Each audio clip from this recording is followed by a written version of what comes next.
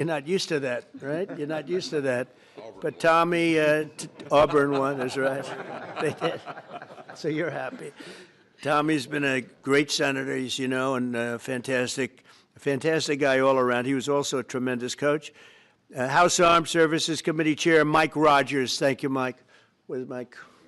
Mike, thank you very much. Doing great, Mike. Representatives Barry Moore, all great friends, Robert Adderholt, Gary Palmer, and Dale Strong. Thank you all very much, fellas. Appreciate it. In my first term, I created a thing called Space Force, so important. You know, we were losing the race in space very badly to China and to Russia, and now we're far and away #1 in space, and reestablished Space Com with a mission to protect American space assets and detect any threat to our homeland.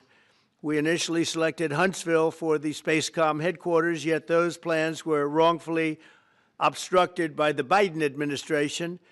And as you know, they moved them to a different locale. And today we're moving forward with what we want to do and the place that we want to have this. And this will be there for hopefully hundreds of years. That's where it's going to be. I will say I want to thank Colorado. The problem I have with Colorado, one of the big problems, they do mail-in voting. They went to all mail-in voting. So they have automatically crooked elections. And we can't have that. When a state is for mail-in voting, that means they want dishonest elections, because that's what that means. So that played a big factor also.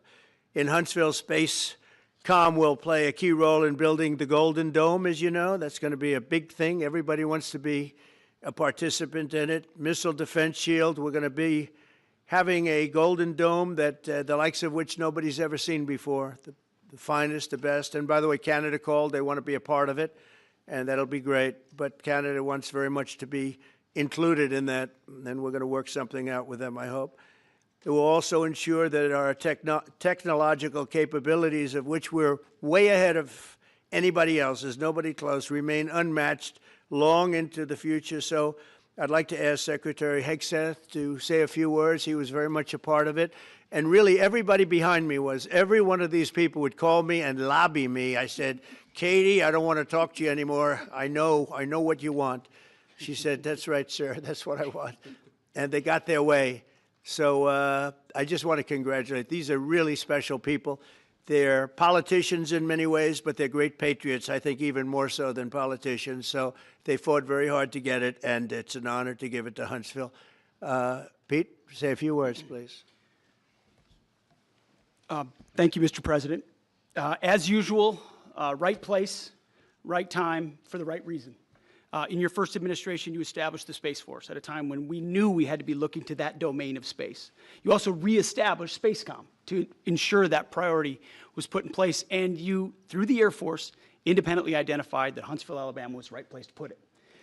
For other reasons, in the next administration under Biden, they decided to move it somewhere else. Well, during that time, the DOD Inspector General, the Government Affairs Office, they did their own assessments, and where did they say SpaceCom should go?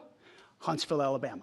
So what you're doing today, Mr. President, is restoring it to precisely where it should be based on what the Space Force, the Air Force, your leadership believes will give us strategic advantage in the future. Chose to make this political. What we want to do is put the safety and chose to make this political. What we want to do is put the safety and security of Americans first. We want to make sure that our war fighter is put first, and we want to make sure that America continues to lead. And today, Mr. President, you've allowed that to happen. Thank you. Thank you very much. Tommy, please. Yeah, thank you. Thank you, Mr. President. This is a great day for our country, not just for our state of Alabama. We need help in our military. We need to catch up. And as Secretary has said, we're not behind in space, but we know where we're at, and we need to expound on that. Now, this move will save the taxpayers $480 million. It's not going to cost more. It's going to cut $480 million. We have the plans intact. It'll be behind a secure wall in Huntsville, Alabama at Redstone Arsenal. We have 40,000 people there. We have the FBI there. We have missile defense there. We have NASA, Blue Origin, and SpaceX. It is the perfect place for Space Command. I would tell you today, and again, I've spoke with the president for the last 3 or 4 years about this. If I thought it needed to go somewhere else because I understand the security of our country, I'd be for that. But the best place for Space Command is Huntsville, Alabama, because what we have and what it means to this country is going to be so important. So thank you, Mr. President, for this, and we look forward to building a huge Space Command and having the Donald J. Trump Space Command Center in Huntsville, Alabama. Here, here. JD, would you like to say something? Sure. Well, Mr. President, thank you. I'll be very brief here. I lobbied the president hard to put it in Ohio, but he said these people behind us, these Alabamas, are just too powerful and too persuasive. And so it's in Alabama, but as Tommy said, this is exactly the right place for Space Force and Space Command. I think Americans ought to appreciate it and ought to appreciate the fact that you can't win the battle of the future unless you control the skies. The cyber security, the communications, the entire infrastructure of the battle in the 21st century will be in space. So it was a visionary move in the first administration for the president to set up Space Force, and I think an equally visionary move to make sure that Space Force is right where it should be in Huntsville, Alabama. Thank you, sir. Thank you very much. Gentlemen, anybody want to say anything? Would you like to say? Mr. President, another promise made, another promise kept. You think about it, Redstone Arsenal is critical to national security. The president said when you were the 45th president, let's do what's right for national security. And today, that's exactly what we're doing. It's not because of this or that. It's because it's right for national security. You think of the 21 categories that were evaluated to determine what was best for national security. All indicators pointed back to Huntsville, Alabama, and Redstone Arsenal. We have the right people at the right place at the right time. Mr. President, on behalf of the people of the 5th Congressional District and all of Alabama, thank you for keeping your word. Absolutely. Thank you very much. Anybody? Let me just say, Mr. President, I want to say thank you. And thank you for doing this because it was the right thing to do. When they looked at all the numbers, Huntsville was the place to go, and like you say, it was unfortunately pulled out, but you made it right. So I want to just say thank you again for a grateful nation, and to the state of Alabama, we're very grateful. Thank you, and God bless. Thank you. Thank you very much. Please, go ahead. Thank you, Mr. President. Throughout history, militaries has always understood that whoever could hold the high ground held the advantage. Space is the ultimate high ground. And what we're doing with moving the Space Command to Huntsville is absolutely critical to our maintaining dominance in that sphere. And it goes hand in hand with what we're trying to do with the Golden Dome and missile defense to defend against anyone else who tries to enter that sphere. So thank you, Mr. President. Thank you very much. Please. Thank you, Mr. President. And obviously, national defense is a huge issue. And when you look at the scores, Alabama was #1. And for political reasons, it was moved out of our state. But Mr. President, thank you for making priorities the defense and the warfighter and the safety of this nation. And in the big, beautiful bill, that Golden Dome will be built in Huntsville, Alabama, and we're grateful for that. Thank you. Listen, as chairman of the Armed Services Committee, I care very much about what's most important for our national security. And the president held a nationwide competition to determine where we should have this command. If y'all remember, at the end of that competition, where Alabama came in first, there was a lot of complaints from the other states who did not place well. He said, we'll do it over with new criteria to accommodate your concerns. Alabama came in first in that second competition. His Secretary of the Air Force reviewed the results, said it was fair, and the president named Huntsville. It was the Biden administration that decided to make it political, even though his own Secretary of the Air Force said it was a fair competition and it should be in Huntsville. So I want you to know I appreciate this president standing up and being strong and saying he's going to make this right and put it where it rightfully belongs, and that's Huntsville, Alabama. Thank you very much. Good job. So thank you all very much. You are going to leave me alone now? You're not going to call me anymore and talk about this subject, right? You promise? They'll start something else. But I just want to congratulate you. It's a very big deal. When you come out and when you leave the room, you'll see that we just, over the last few minutes, literally shot out a boat, a drug-carrying boat, a lot of drugs in that boat. And you'll be seeing that and you'll be reading about that. It just happened moments ago. And our great general, head of the Joint Chiefs of Staff, who's been so incredible, including what took place in Iran, knocking out potential nuclear power for a long time to come. I think within a month they would have had it if we didn't do what we did. But he gave us a little bit of a briefing, and you'll see. And there's more where that came from. We have a lot of drugs pouring into our country, coming in for a long time. And we just, these came out of Venezuela and coming out very heavily from Venezuela. A lot of things are coming out of Venezuela. So we took it out, and you'll get to see that after this meeting is over. Do you have any questions, please? Yeah, please. Thank you, Mr. President. Senator Cumberville talked about the cost savings Yeah. associated with this announcement. Can you talk about the strategic benefits by having Space Force Command headquartered in Huntsville? Well, it just works because we have so much else there. And having a central, you could call it a central command, but it really is a command station. Also, even locationally, where it is, and when you think about flying distances, if you can save a half an hour as fast as some of these planes go and things go, and even the rockets go, if you can save by having the best location. So we went out, as you know, to experts, and we had 4 different groups of experts. They all said this was the best location. I also loved it from the standpoint, I know the people of Alabama, they are great people, work hard, and there's no games, and they're very proud of it.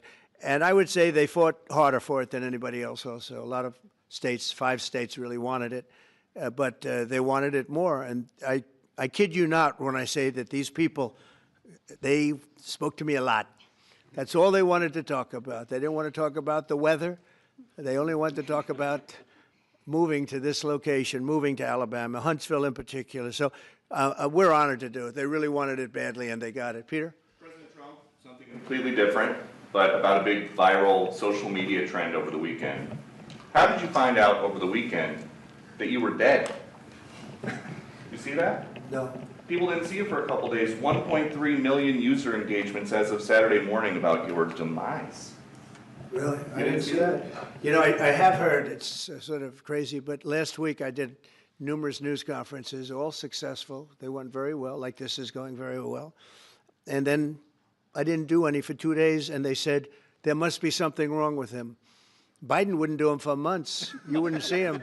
And nobody ever said there was ever anything wrong with him, and we know he wasn't in the greatest of shape. No, I heard that. I get reports. Now, you knew I did an interview that lasted for about an hour and a half with somebody, and everybody saw that was on one of your competitors. I did numerous shows and also did a number of truths, long truths, and I think pretty poignant truths. No, I was very active over the weekend. They also knew I went out to visit some people at the club that I own, pretty nearby on the Potomac River. And no, I've been very active actually over the weekend. I didn't hear that one. That's pretty serious stuff. I'm glad it's Well, it's fake news. You know, it's just it's so fake. That's why the media has so little credibility. I knew they were saying, like, is he okay? How's he feeling? What's wrong? I said, I just left. And it's also sort of a longer weekend, you know. It's Labor Day weekend, so I would say a lot of people know. I was very active this Labor Day. I had heard that, but I didn't hear it to that extent. Go ahead, Peter. something else. We know that this country has a huge problem with school shootings. You have said that you're open to sending the National Guard pretty much anywhere. Would you ever consider sending an armed National Guardsman to every school? Well, we have a big problem with school shooting, but we also have thousands and thousands of schools that run perfectly. You know, they talk about you can do things construction-wise, and that's really, I think nobody knows more about construction than me. You can build the construction doors. You can build what they call safety doors, where they lock on the outside, the inside, and every place else. Well, but if one of these lunatics happens to get through, then the police can't get in. Then they're looking for keys all over the place, and it takes a lot of disadvantages to doing, spending billions and billions of dollars and actually making it safer in some way for some of these lunatics that we're dealing with. But I don't think so. I've thrown out the concept. We have great teachers that love our children. The parents love the children. Teachers love the children too. And if you took a small percentage of those teachers that were in the military, that were distinguished in the military, that were in the National Guard, et cetera, and you let them carry. That's something that a lot of people like. I sort of liked it. I'd have to be studied, but they're trained. They know about weapons. You can't do it with every teacher because most teachers don't know, and But I always thought that would be an alternative. But it just we've had a lot of instances. Other countries have also. They have different kinds of problems than we have, but we do have. There's something going on. And it's a bad thing. Yes, please. Have you spoken with President Putin in the past week? Have you spoken with President Putin in the past week? Yeah, I don't want to.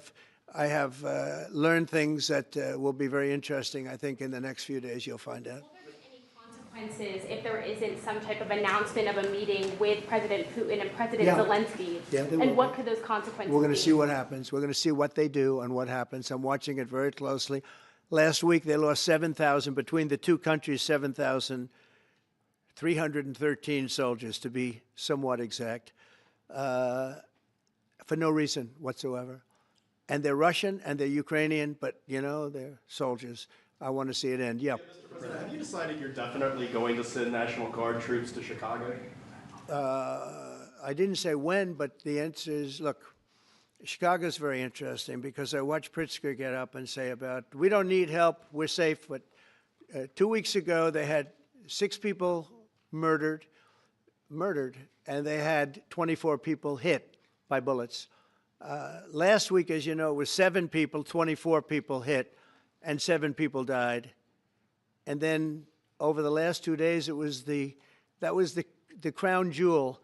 They had, I guess, 9 or 10 killed, and 50 hit with bullets.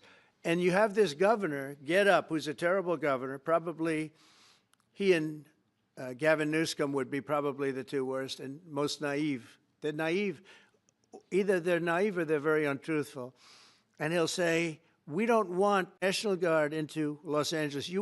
I would be making an announcement today. I'd be talking about Huntsville, and I'd simultaneously be saying, by the way, the Olympics is not coming to Los Angeles. If we didn't do that, and even the sheriff, the top law enforcement person in Los Angeles said, we could not have handled it without them. So that's what he said. Make your mind up on Chicago, though? Well, we're going in. I didn't say when. We're going in. When you lose, look, I have an obligation. This isn't a political thing. I have an obligation. When 20 people are killed over the last 2.5 weeks, and 75 are shot with bullets. So let me tell you a little story about a place called D.C., District of Columbia, right here where we are. It's now a safe zone. We have no crime. It's in such great shape. You can go and actually walk with your children, your wife, your husband. You can walk right down the middle of the street. You're not going to be shot, Peter. You're safe. Everyone likes you anyway. They probably wouldn't do it. But it's so dangerous. And there are people in this audience that you've suffered greatly. There are people in this audience that have been mugged and hurt badly, and they don't want to talk about it. Maybe you were very brave in talking about it. You made quite an impression on a lot of people. I appreciate it. But there were other people in this room that have been hurt very badly just walking down the street in D.C. Washington, D.C. is a safe zone right now. It's a safe city. The restaurants are open. They're booming. You can't get a restaurant. New restaurants are announcing that they're going to be open. This took place in 12 days. Now it's 15 days, but 3 days ago it became what's known as a safe zone. It's a safe city. And this city was really bad, really, really bad. We took 1,600 people out, hardcore criminals that will not be coming back anytime soon. And we're very proud of it. You know, to have our nation's capital lose every week. You know, it was like years, many years, where every single week somebody was killed for many, many, many consecutive weeks. This went on for years. And then we had, last week it was announced that nobody was killed last week. And I made that announcement in front of a very distinguished leader of a country. And I'm saying proudly, ladies and gentlemen, nobody was killed in Washington, D.C. this week. He looked at me like, what's that all about? I said, yeah, we have a little bit of a crime problem. and we don't have a crime problem in Washington anymore. And the mayor has been very helpful, and the police commission has been very helpful, and it's been a great team. And I would love to have Governor Pritzker call me. I'd gain respect for him and say, we do have a problem, and we'd love you to send in the troops, because you know what? The people, they have to be protected. I saw today on one of your networks, not a friendly network, except really the opposite, I would say, very unfriendly network. And they interviewed about 12 people on this morning. Most of them were African American, they were black. And they were saying, please, please, please let the president send in. These were people from Chicago. Please, we need help. We need help. We can't walk outside. We're petrified. If the governor of Illinois would call me up, I would love to do it. Now, we're going to do it anyway. We have the right to do it because I have an obligation to protect this country.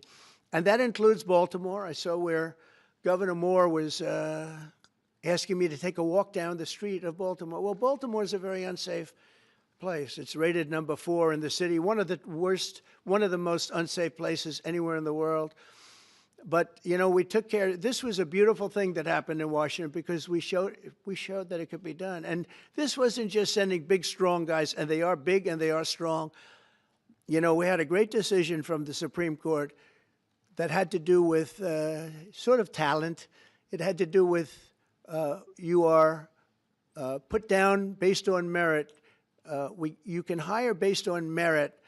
So merit for a soldier or for a policeman is strong, physically fit, having a certain ability, not a person that is woke and got the job through woke, but wasn't strong enough to lift a gun out of the holster, et cetera, et cetera. No, I looked at the police. As you know, last week I went over, we had a meeting with, there had to be 300 people, and they were all very impressive looking. And when the bad guys see them, they're not going to do a thing. And so I'm very proud of Washington. It serves as a template, and we're going to do it elsewhere. But Chicago is certainly going to be high. I would love to have him call. I would love the governor of Illinois. I'd be honored to take his call. All he has to do is say, sir, we need help. It's out of control. And everyone knows it is. He's not kidding anyone. I would love to have, I would say, Governor Moore call, because I watched him over the weekend trying to explain that Baltimore, what they need is housing. No, they don't need housing. They need to get rid of the criminals. These are hardcore criminals. You know, we took many people off the streets of Washington, D.C. They're hardcore. They're not going to be good. In 10 years, in 20 years, in 2 years, they're going to be criminals. They were born to be criminals, frankly. They were born to be criminals, and they're tough and mean, and they'll cut your throat, and they won't even think about it the next day. They won't even remember that they did it. And we're not going to have those people. Washington, D.C. is now a safe zone. It's a safe place. And you can walk, Katie, you can walk right down the street with, by the way, one of the biggest human beings I've ever seen, which is her husband. He was a football player for like 11 years in the NFL. He's a big person. But big doesn't mean anything when they have guns and when they have knives and everything else that they have, right? But you can walk right down the street, even by yourself, and you're totally safe. Washington, D.C. is a great thing. Yes, ma'am, please. Mr. President, as you're calling on Democratic leaders across the country to work with you on crime, do you see your efforts here in D.C., including, for example, working with Mayor Bowser here as a model for bringing more bipartisanship in matters not only with crime, but also issues that matter to everyday American people's lives? So Mayor Bowser's been great. She could have taken the thing, oh, well, and then after I clean it up, they'll take credit for it. You know what they do is they take credit. Like, we cleaned up Los Angeles. We did a great job there. And it was overwhelming what was going on. And again, the police chief made a statement that we could not have done, there's no way they could handle it. You saw what was happening out there. It was going to be a disaster. We stopped it cold. If we didn't do that, would have been a very sad day. And you know, remember, we have the Olympics, we have the World Cup, we have all these things coming, and we have 250, all of these things coming. But I watched Newsom get up and say he's doing a great, he's not, we're the ones that did it, and that's okay, whatever it takes, but the main thing is but he got up and said, we did it. Well, he didn't want us there, and he's going to need us again because it's starting to form again. I see it. It's starting to form again. You know, we have to maintain. It's like maintenance on an airplane. You can buy it, but you have to maintain it. And if you don't maintain it, a good plane becomes very unsafe very quickly. So it's an honor to do it. A lot of presidents wouldn't do what I'm doing. I don't need this heat, but when I watched television last night and I'm watching the news and I see that 9 people were killed in Chicago and 54 were badly wounded with bullets, I say, that's not this country. We have to do something. And I do say this, I say this very much. I'm not speaking to anybody but them right now.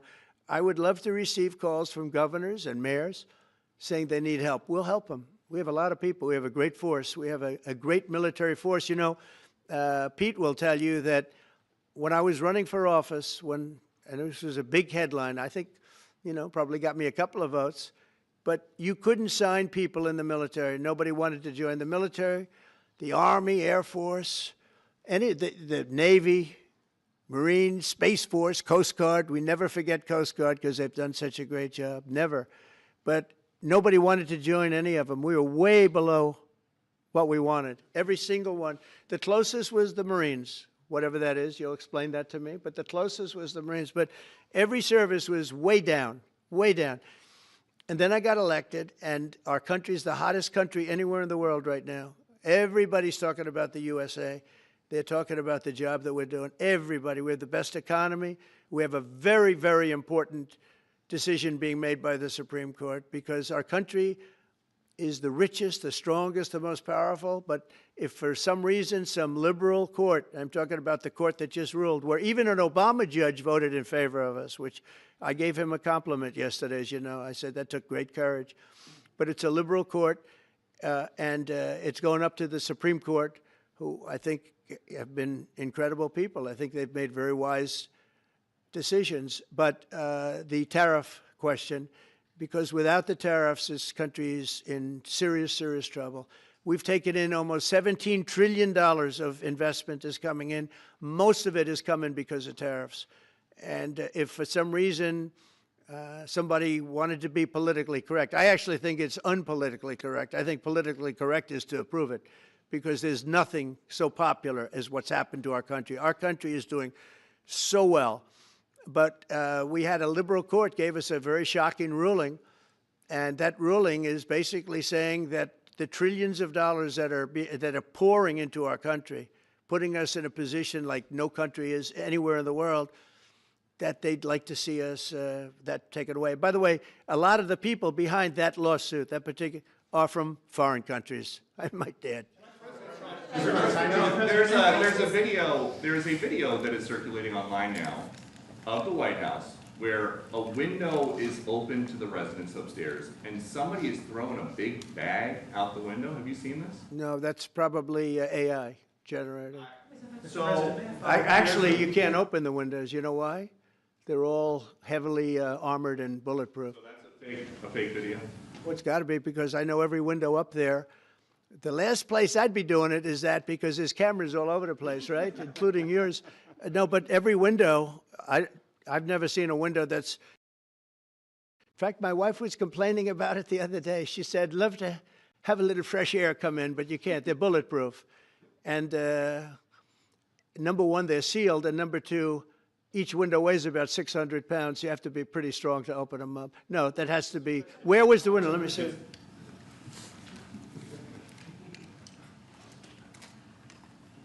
Maybe from the renovations? Which is the window? It looks like this is on the 15th Street side, I think. Yeah. So right here. Yeah, those windows are sealed. Those windows are they're all sealed. You can't open them. What you were saying regarding the federal... It's the kind of thing they do. And one of the problems we have with AI, it's both good and bad. If something happens really bad, just blame AI. But also they create things, you know. It works both ways. If something happens that's really bad, maybe I'll have to just blame AI. But there's truth to it, because I see so many phony things. I saw something as I was growing up, from the time I was a baby till now. I said, who did that? It was AI generated. So it's a little bit scary, to be honest with you. But those windows are all very heavily sealed.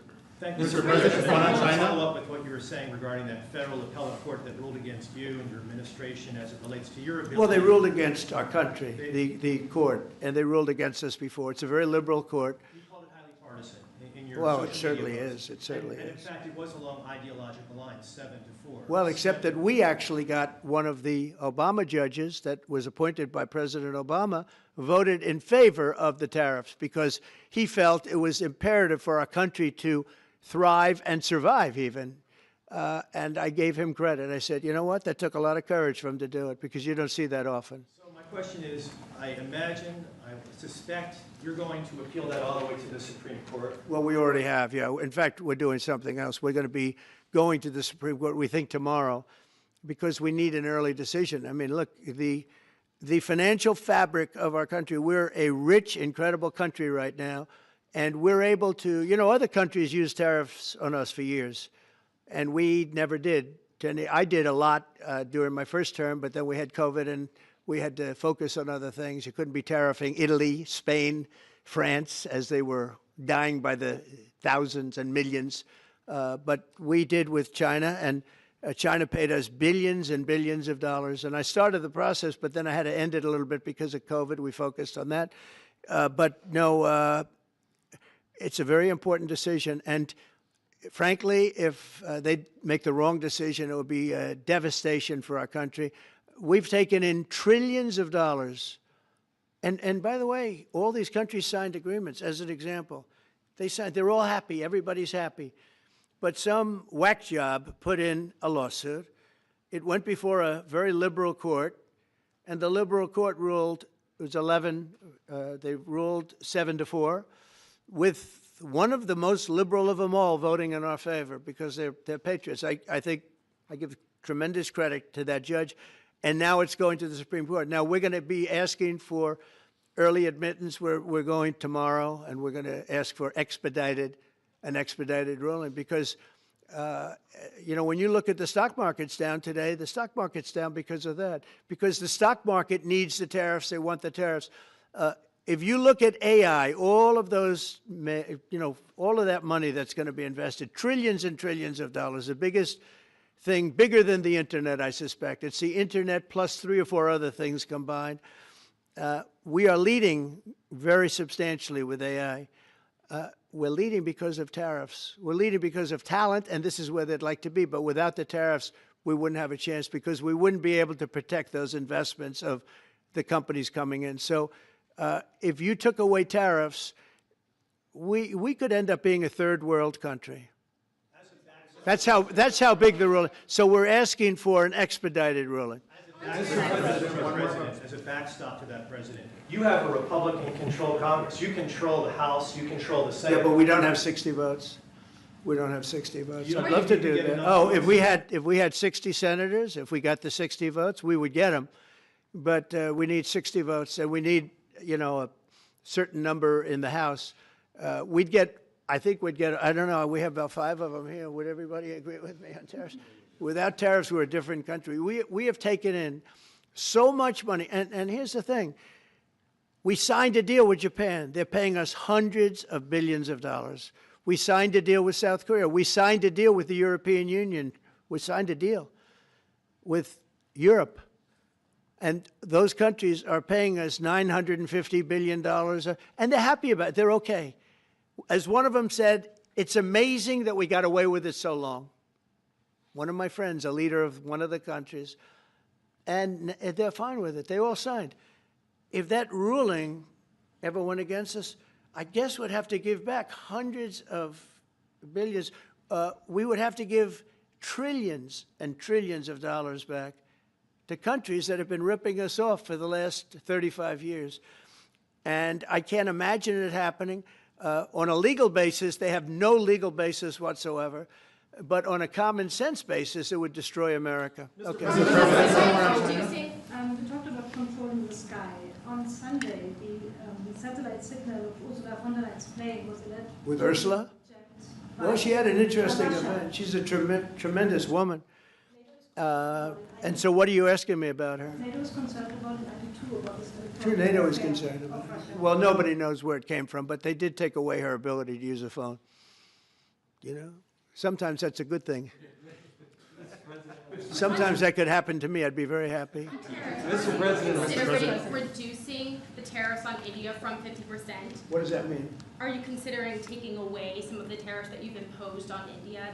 You had posted. No, we get along with India very well, but India has, you have to understand, for many years it was a one-sided relationship. Only now, since I came along, and because of the power that we have with tariffs, India was charging us tremendous tariffs, about the highest in the world. They were about the highest in the world, number one. And we therefore weren't doing much business with India, but they were doing business with us because we weren't charging them. Foolishly, we weren't charging them. So they would send in massive, you know, everything they made, they'd send it in, pour it into our country. Therefore, it wouldn't be made here, you know, which is a negative.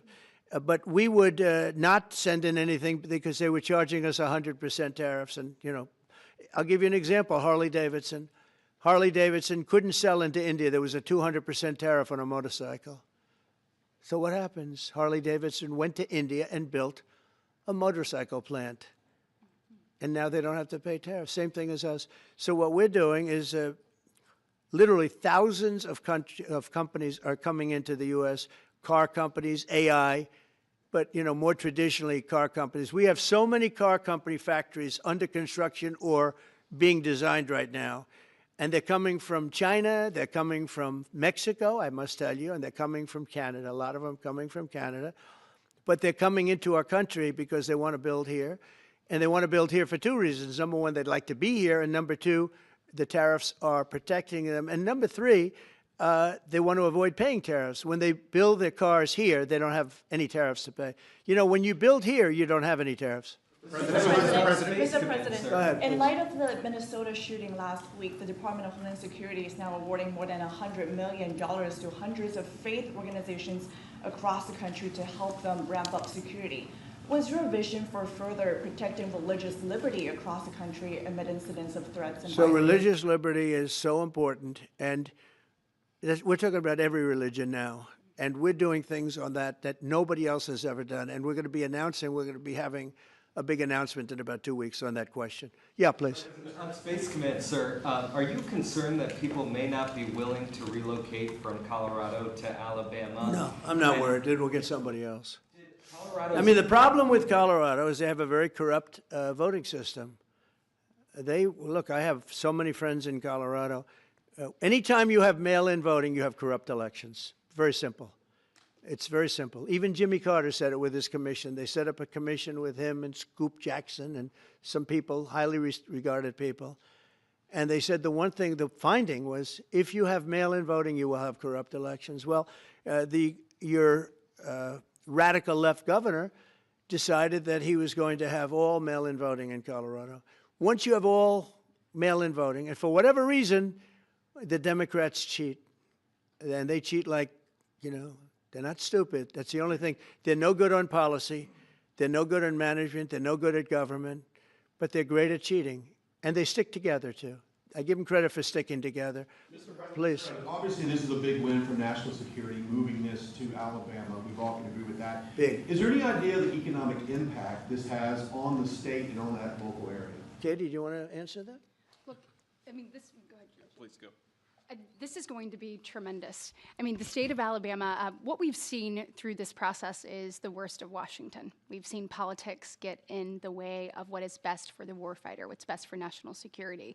And the state of Alabama is about to show the country the best among us. So we know the economic impact is going to be tremendous. There at Redstone Arsenal, we're proud to house everything from the FBI to headquarters there for material command to a number of things. We obviously have NASA with Marshall Space Flight Center, and so this naturally fits within. When you look at the decision matrix that they placed in front of us, that's why we ranked so high, is because we have the resources necessary and the ability to build out quickly to meet the needs in front of us. As far as economic impact, it would be tremendous. Does anybody have an exact number?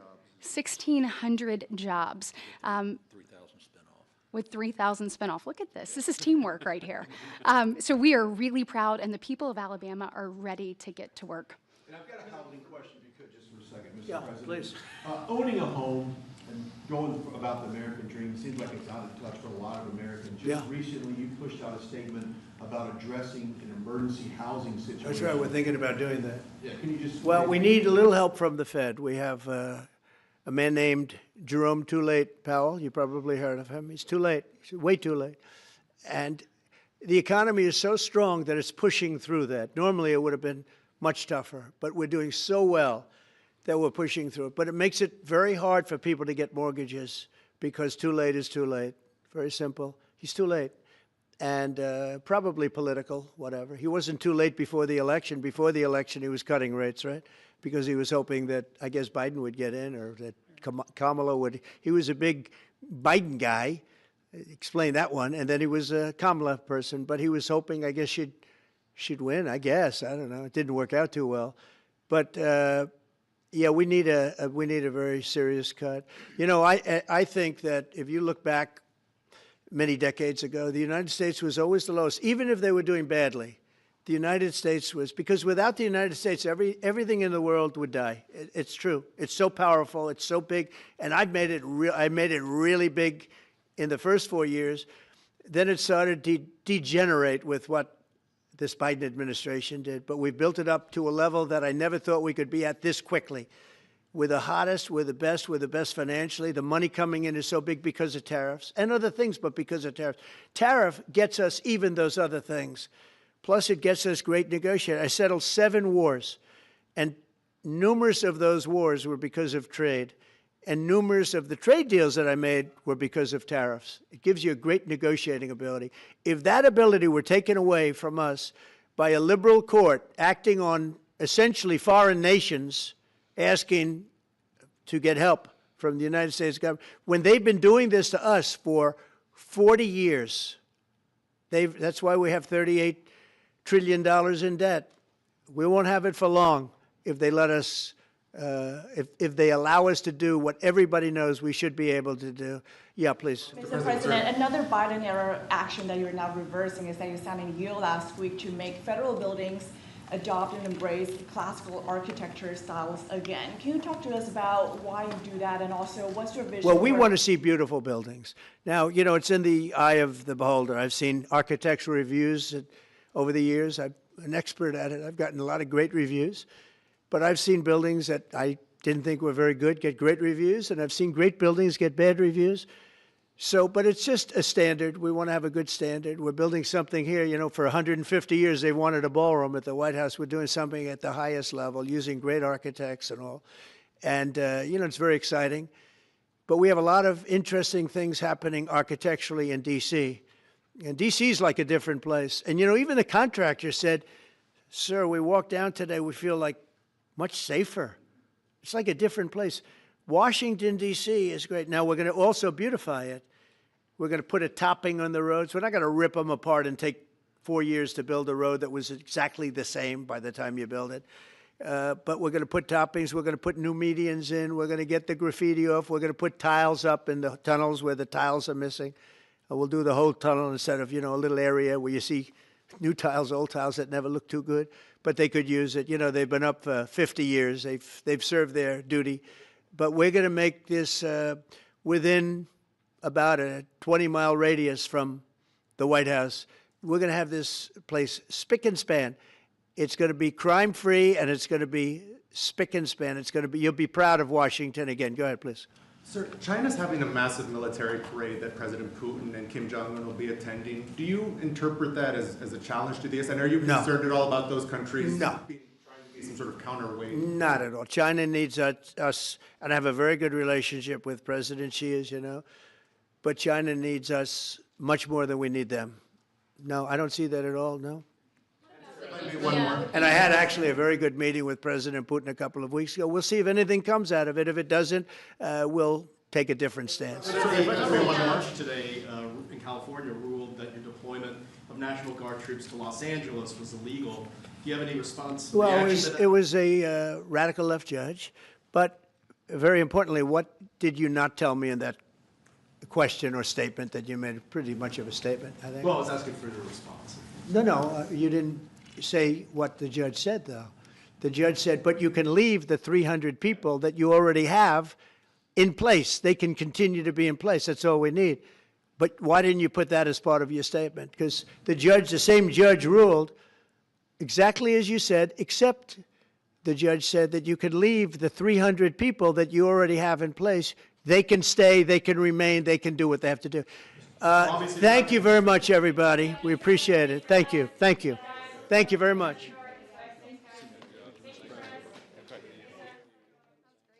Thank you, guys. Thanks, press. Thank you. Thank you. Let's head out. Let's go, guys. Thank you. Thank you, press. Thanks, guys. Let's go. Let's go. Keep going. Thanks, guys.